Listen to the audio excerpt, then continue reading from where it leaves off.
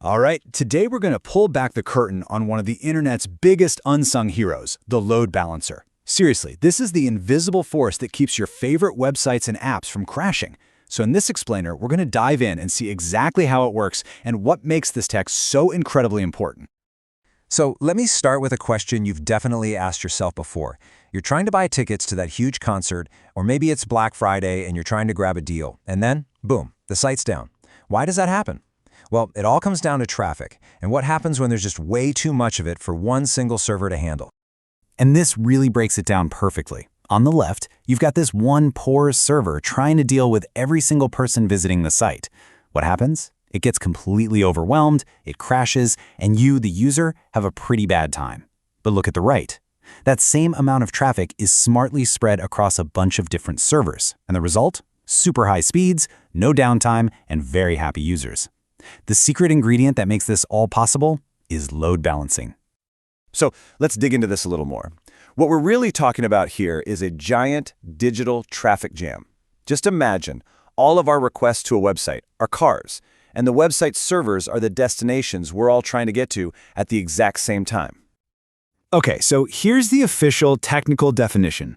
A load balancer is a device or a piece of software that basically catches all that incoming traffic and then distributes it across a group of servers, which is sometimes called a server farm. But, that sounds a little dry. Let's think about it another way. And this is the analogy that's going to make it all click. Just think of a load balancer as a digital traffic cop. It's standing there at a super busy intersection. It sees all the cars, that's us, the users, and it expertly points them into different lanes. Those are the servers, to keep everything flowing smoothly and stop a massive pileup. Okay, so let's stick with this digital traffic cop idea. How does it actually manage this unbelievable flow of data? How does it make sure your favorite streaming service doesn't start buffering right during the season finale? That's the billion-dollar question, right? I mean, you've got millions of requests hitting a site every single second. How on earth does it decide which server gets which request? Well, it's definitely not random. It's actually a super intelligent, lightning-fast process.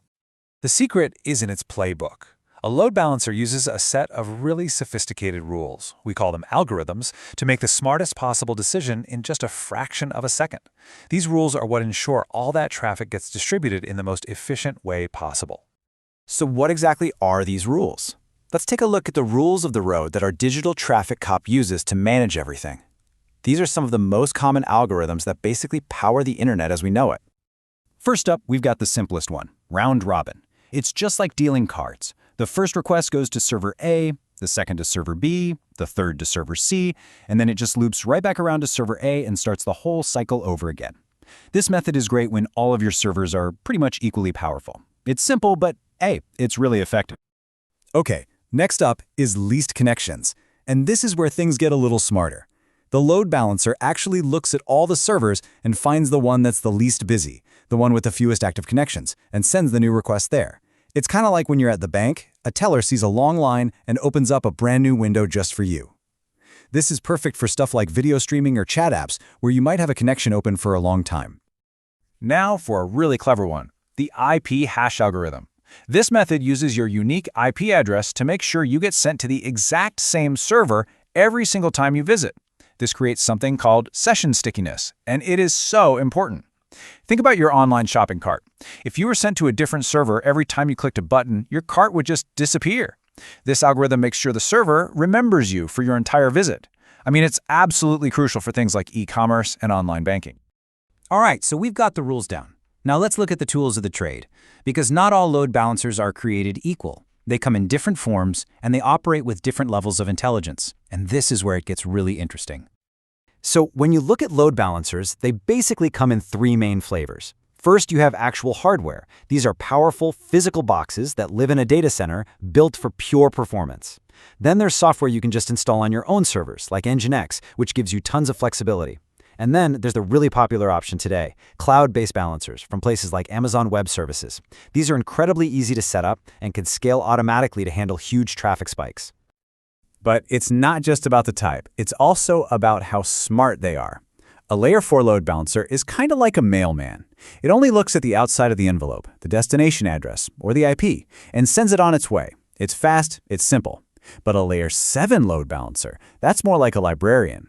It actually opens the envelope and reads the request inside, looking at things like the specific URL you're trying to visit. This means it can make much smarter decisions, like sending all video requests to special video servers while sending all your photo uploads to different image servers. This level of smarts is what makes complex modern apps even possible. And here's one of the coolest, most critical features in the toolbox, the health check.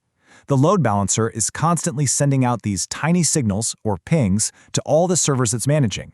Now, if a server suddenly stops responding, maybe it crashed, maybe it's down for maintenance, the load balancer knows instantly and just stops sending traffic its way. It automatically reroutes everyone to the healthy servers.